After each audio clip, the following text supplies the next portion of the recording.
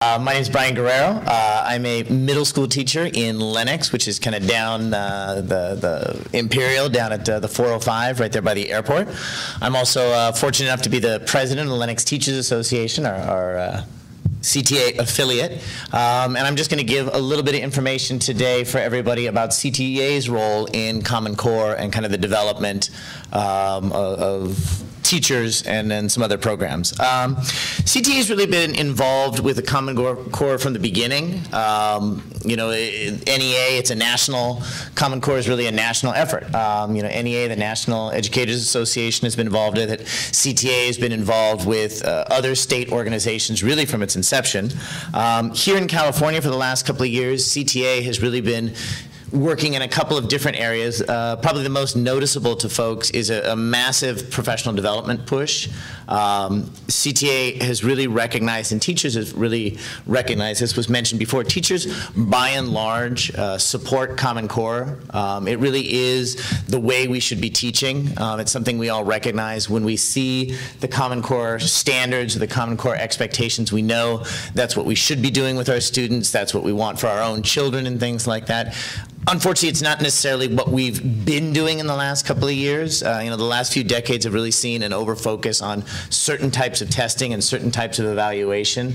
You know, and despite resistance and things like that, at some point, and to varying degrees, that's really what everybody's kind of adapted to, the old, you know, standardized testing, multiple choice testing, and things like that. So people have really tried to maintain as much solid, good teaching in there as they can, but it's absolutely affected just the choices people have to make.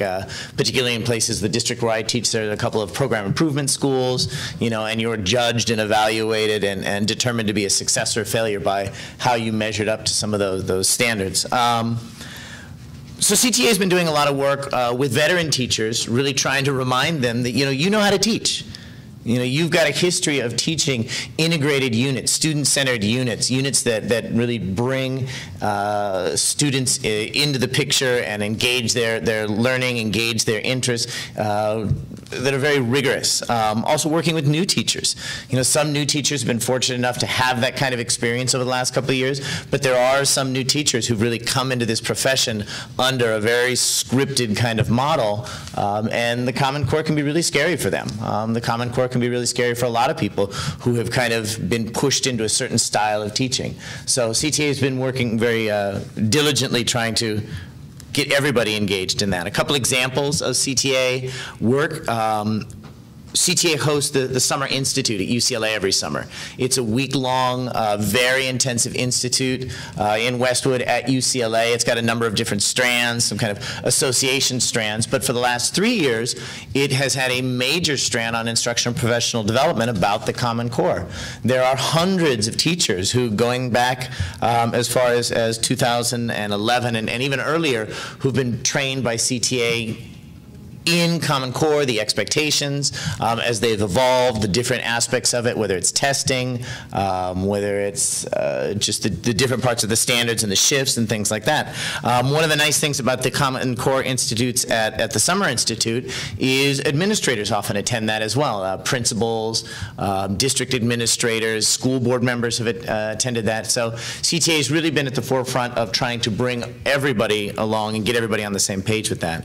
CTA hosts 2 conferences every year called Good Teaching, one in Northern California and one in Southern California. The Southern California Good Teaching Conference was about 2 weeks ago in Anaheim, and that's another one where there's good teaching is driven both by CTA's instructional staff and also instructional professional development staff, but also teachers from the classroom bringing successful units, bringing successful strategies, and sharing that with teachers and other people who come to that. So the Good Teaching Conference has been a big deal.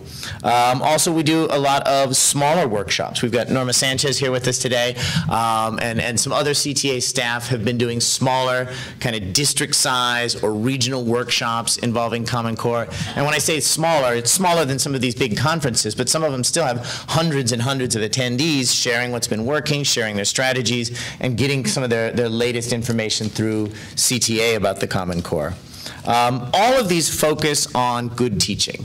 And again, I do want to go back to that message that teachers recognize that what is being asked for in the Common Core is good teaching, and it's getting back to that. It's re-emphasizing that over some of the practices that have become kind of the norm over the last few years. CTAs also really worked with districts on this. This is, sometimes CTA and teachers associations have a reputation for adversarial relationships or disagreeing with school districts about things. The last couple of years have been tough with funding and things. But Common Core is something where we really all have the same interests, and it's getting that good teaching, to its peak, really working with students and helping the students shine through all of this. So CTA, whether it's just including administrators and district staff and school administrations in the conferences, in the trainings, or actually coming in and working with some districts and helping districts find out, the direction they want to go. That's one of the ways that I've gotten involved with this. Talking about CTA and Common Core, you also really have to look at some of the antecedents of CTA's relationship with this. One of those is the QEIA program, Quality Instruction Improvement Act. Back in 2006, CTA was involved with a lawsuit with then Governor Schwarzenegger about getting a fair amount of money back into the school system that the state had pulled out at that point. The result was the QEIA program.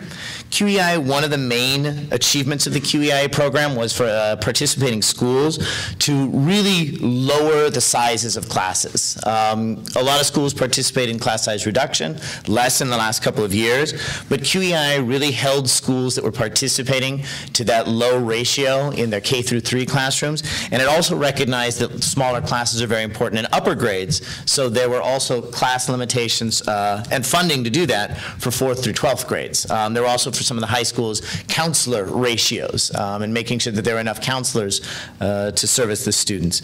It also provided some money to do some other innovative things in the schools, which I'll talk about in a second. But CTA recognized early on that this opportunity of having some funding wasn't going to happen very often or very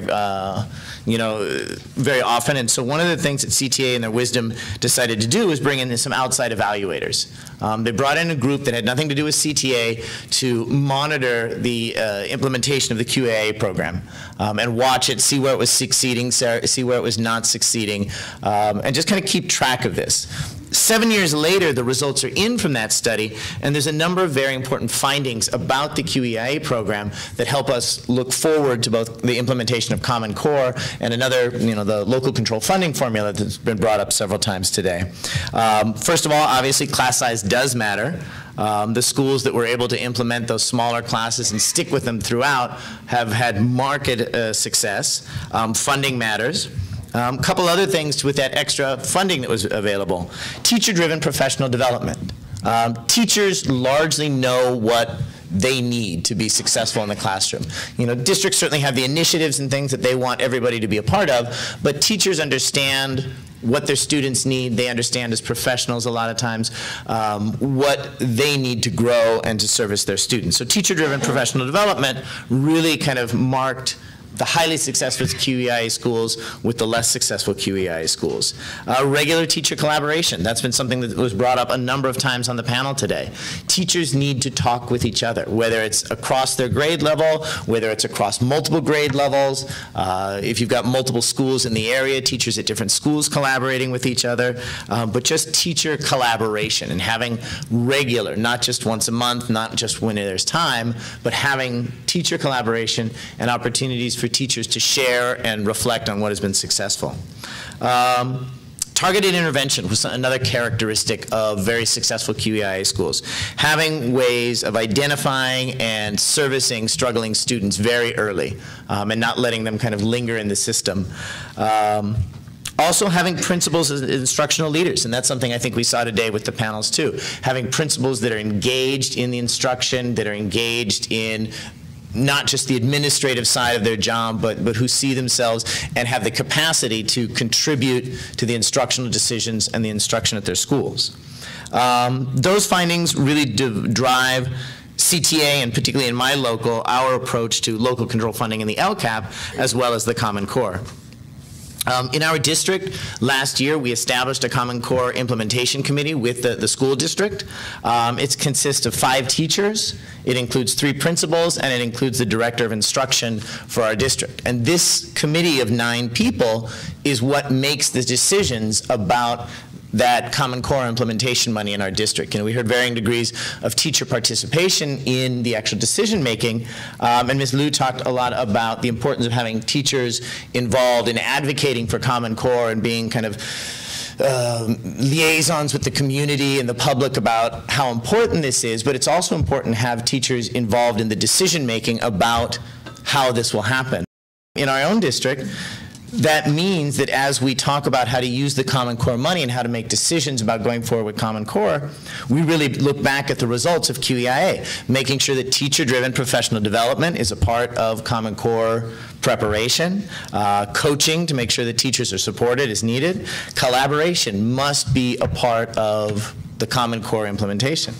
Also helping the principals to become instructional leaders. Some teachers, just like teachers, some principals have kind of come into the profession or come into the role in the last couple of years under a very different set of expectations, and making sure that they see themselves and have the ability to be instructional leaders. It also really affects our LCAP committee, you know, Common Core and the writing of the local control accountability plan are hand in hand.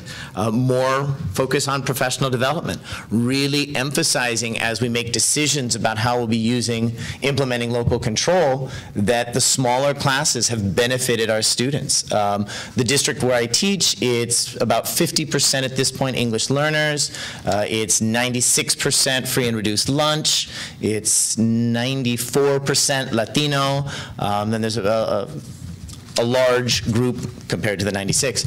You know, about 4 or 5% African American and Tongan, Pacific Islanders.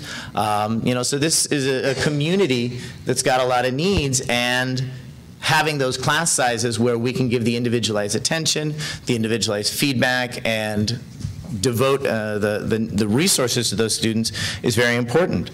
Also, the effective intervention. You know, QEIA identified having intervention programs as being key and not allowing students to get through the system and go years and years. You know, the early intervention with the LTELs was identified early. Having those types of interventions and plans is something that we are really pushing to make sure happens in the LCAP committee.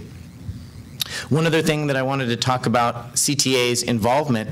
Over the years, CTA has provided locals with a lot of training about organizing, whether it's, you know, bargaining and things like that, getting out and talking to the members and how to do that. We're really using that same training now to make sure that different stakeholder groups are involved in decisions about Common Core and decisions about the LCAP. We've been running focus groups with teachers, visiting all the school sites in the district and having what are called small group meetings with the teachers about what kind of supports do you need, what kind of changes do you want to see, what kind of things you want to have happen under Common Core. We've been doing the same thing, outreaching to parents. The district is doing a lot of the interactive meetings with parents. The attendance is pretty good, but it's always hard to get parents to those kind of things. The district has kind of the technological side. They've created a web page and a particular email address where parents can email their ideas about Common Core and things like that. But one of the things that the Teachers Association has that the district doesn't is, you know, manpower and woman power and just a number of bodies. And so we've been having teachers go out and have focus groups with the parents and talk to them around the simple question of what would make Lenox a better place to teach and learn over the next couple of years. You know, and the ideas that we're getting from the parents and the conversation we're having with parents have been absolutely fabulous. And a lot of cases, they mirror the things that the teachers have identified as being beneficial, but sometimes the parents have ideas that we wouldn't even think about, or a different angle on an idea that something that we thought might be important, but we weren't sure how much. But the parents, you know, that's what matters to them, and that's what they believe is going to help their students. So we've really been trying to partner with the district to reach out to those stakeholders, involve them in the Common Core planning, involve them in the LCAP planning. Just in closing, CTA has mostly been involved with professional development side of things, and really trying to reach a large audience with that, but also with capacity building to have the teachers involved in the decision making in a meaningful way with Common Core implementation. also on helping us to make sure that all of our stakeholders are involved in the process. And finally, giving us good data to reflect on from programs like QEIA about things that have worked in the past, in the recent past, that we should be using as kind of touchstones and models as we go forward. So thank you very much.